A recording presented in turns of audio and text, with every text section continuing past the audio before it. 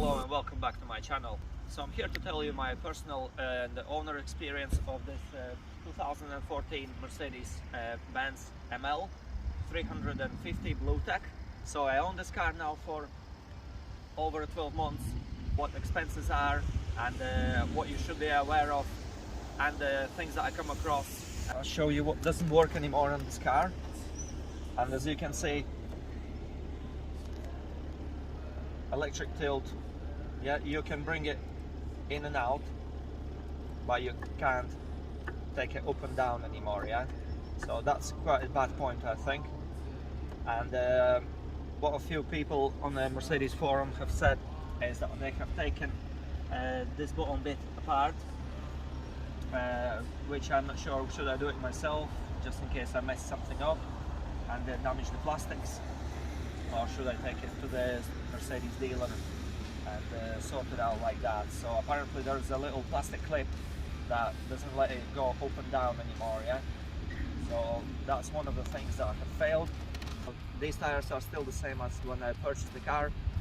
It comes the time to replace the rear tires, and they can be quite expensive, so 200 or even over 200 if you want to go for a premium brand are on each corner. So it's quite dirty now because of the season. We're trying to get through here, and just on the other side of the road we got nearly stuck here. So this car is definitely not the best off-roader, and never take this car off-road further than maybe 50 meters from your road. And a lot of people say the better Jeep you got, the further you have to go and get your tractor. So it was nearly the point when we come to find a spot for filming this car this morning. It doesn't eat tires as quickly as, for example, my Audi Q7, which I owned before this car, so which is actually a very good bonus. So again, I don't trust this car very much. Yeah, I'm sensible when it comes to using the car, and I don't trust it up and down the country roads like I used to do maybe many years ago. So on Mercedes intelligent light system is something I really like, because when you drive rural areas, complete darkness, the lights turn in direction of your steering wheel, yeah? So basically if you turn left, your lights will turn left, and they basically very good. And when I have to travel abroad, say for example outside United Kingdom, by press of the button I can just switch over to the right hand side drive, and the lights will just adapt to the condition you need to be, yeah? Which is actually very good. So I like these things. So now I've done a full service on this car. All I need now is book my transmission oil change, and that's pretty much it. One other thing I just wanted to share with you is how amazing this car is on a long run. I know there is a very big push from the governments around the world to switch over to electric vehicles, and this is just more than obvious. A lot of people follow the agenda. And when I filled up in East Yorkshire town, and I managed with one fuel tank to get to Latvia. Imagine how big is the distance. Of course, I've taken the two ferries in between, one from Harwich in England over to Hook of Holland, and then I travelled from Hook of Holland all the way to Kiel in Germany by car, and then all the way to Klaipeda again by ferry, then from Klaipeda all the way to Latvia, place where I'm from, again on the same fuel that I have filled up in England. Isn't it amazing? Try to do that on your electric car. I bet this will be maybe in 2 or 3 years time when you'll have to spend over 100,000 for your car. This car here costs now around 22, maybe 23,000 pounds on a condition like it is now, and some of them even now paying 24,000 pounds if you have a look on the car dealerships, yeah? It's unbelievable, because when I was looking for this car here on the Auto Trader, they were starting on price on 18,000. So as you remember, if you watched my previous video on this car, I said I bought this car for 19,000 pounds exactly, and now these cars trade for like 4,000 pounds more than they were back in when it was like over a year ago. So it's unbelievable how much prices for used cars have gone up. So yeah, let's have a look. I'll show you what I mean on one of the cool things I found on this car. Let's follow me inside. So you can go over to your owner's manual.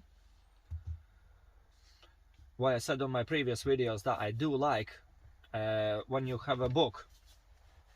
I think it's a little bit more handy to have in a book, but then when you have system here, I'll show you what I mean. Come into different menu here altogether. So to search your owner's manual, you can go for your keyword search. You can go on your visual search. You also have notes on operation, separate settings, contents, keyword search, and again we're back to visual search. So I'll show you what I mean here. So you press it, and if you look at here closely, this car here that shows it's not even Mercedes ML. Yeah, so you have options here from 1 to 24, and now it shows vehicle interior. Yeah, so if you rotate this wheel here, it shows you again what menus you can access and what information is available to you. Look, this is not even Mercedes ML, this is Mercedes GL. How strange is that? Yeah, I must admit it does look amazing, but why it's not a Mercedes ML? It's strange. Yeah, I must admit it does look very, very nice. So for example, you have a lot of information what you can access here. Say for example, if you want to access something on your reverse camera, yeah, again you have a lot of information, exactly what you need here. So, and if you want to get out, just press the button back here. Yeah, so yeah, you have lots of information. Also, the other thing is I wanted to tell you is I went to the Mercedes dealership over in Doncaster just to find out how much will cost me to update my satellite navigation. Yeah, because this current system is on 2014, and yes, everything is still working, and there is no problem how it operates and things like that. It's all nice and smooth, and then fine. There are a lot of points of interest, and it tells you when you run out of fuel. It looks for your petrol stations. All this is amazing. However, when it comes to updating the satellite navigation, the price is just unbelievable. For this 2014 model, the maximum map you can have is which is 2018. It's the maximum maps you can have on this, and you have to pay 100 and I think 20 pounds just for a labor for Mercedes to do it for you. Plus overall cost for updating your satellite navigation can reach up to 500 pounds. It's unbelievable. In on eBay there are some CDs, but again a lot of them for American market for update, and yeah, it's not the best experience if you want to update your maps, because roads are being built around the clock. Some new roads coming up all the time, and then you just suddenly drive and you notice that you are suddenly driving on a field. Yeah, and then again you have to use your smartphone. On the newer models, on the GLE, the updating system is much easier. Find it over the app. Everything is much more accessible, and then you can do updates. Correct me if I'm wrong. This is the research that I've done, and yeah, it's much easier. So yeah, this is the general experience. Also, I wanted to show you one of the cool things I found out about this car is it can park itself, which was quite a strange. The way I only knew about this option. It doesn't actually show anywhere. Usually on a car it would have a separate button if you want to use your self-park function. However, this car doesn't have it, and it just apparently comes as a standard on this model and spec. Yeah, but no separate button is accessible when you basically engage reverse, and the arrow in the middle of the screen points up with the arrow and the P for parking. Then you can engage and the car will park itself. of course by regulating your brake pedal, but that was amazing feature I find about this car. Was like 10 months of ownership, and then I was simply amazed about this car. So let's go now to the town, let's have a little drive around and I'll show you how the system works, and yeah, let's go.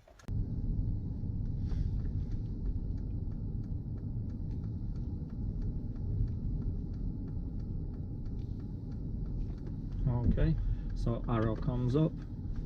Now we engage the park assist, press OK, and off we go. We'll see if car can park it up itself. All we control is the brake.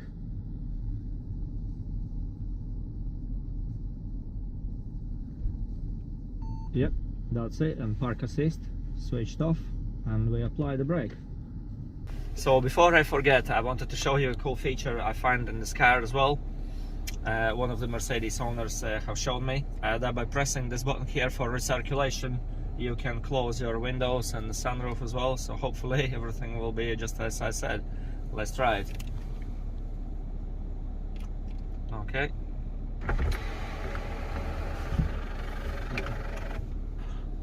Yeah, it looks like my sunroof needs doing as well now. It's not a good place to get stuck now, as my tires are not the best anymore. Let's have a good look around. Could be a good place to walk your dog, or just for a day off. Yeah, to see around a lot of people walking. And this is the big horse racing stadium in Beverly. Come and check this out if you have time. Yeah guys, look at this. I think my life is not as good as somebody else's. Check this out, it's a new Mercedes GLE here. Oh, shame on me.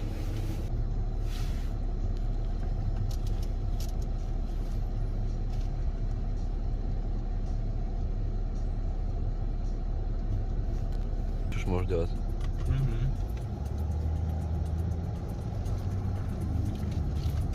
As a lot of you know, their suspension tend to fail quite often on the cars, and this can spoil the experience of owning cars like this. Yeah, so again, Mercedes, BMW and Audis don't have much trust in me when it comes to the air suspension for these cars. Yes, it makes ride extremely good and things like that, but then again, when you see on forums or you know, on the Facebook or social networks that people are asking for help, and I think it's a very good option that I didn't go for one with the air suspension on a Mercedes ML. So also within 11,000 miles that I've done on this car, I used about 25 liters of AdBlue, so it's not too bad, but again, that's extra hassle that you need to be aware of when you own this car.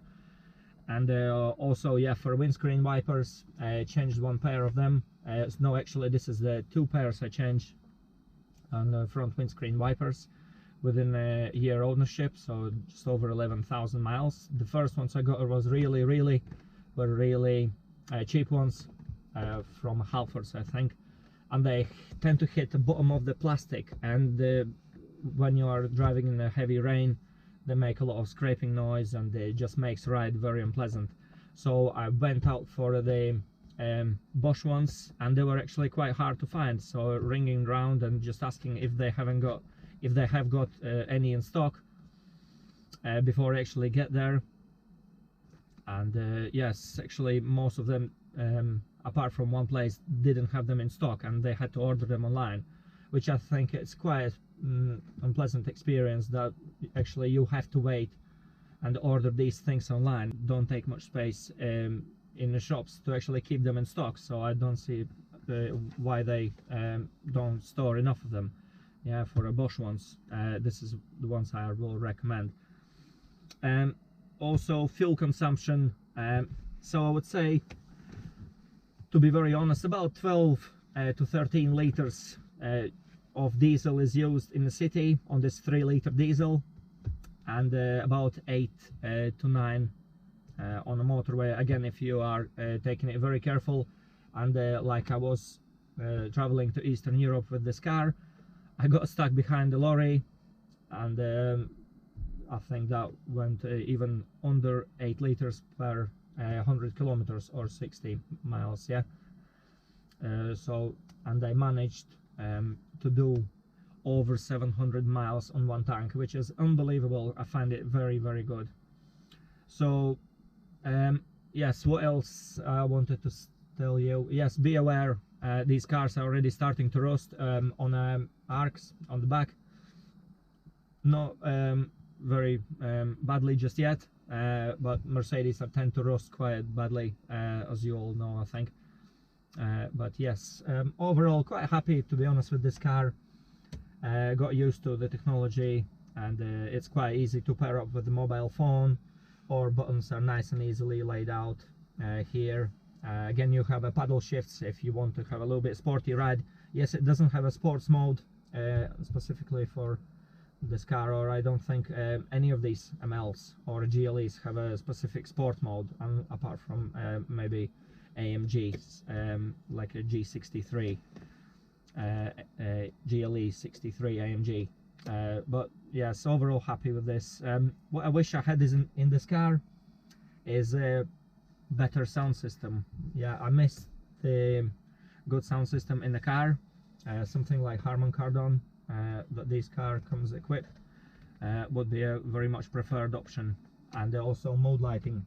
I used to have a mode lighting in my Audi Q7, the second one, and they were looking absolutely gorgeous. Yeah, just to drive at night, a little bit of illumination on their door handle, just around here. Interior does actually look very, very nice.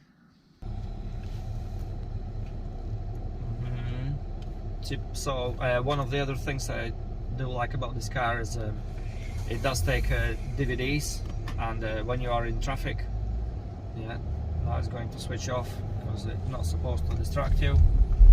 You can watch music videos or whatever is on your system.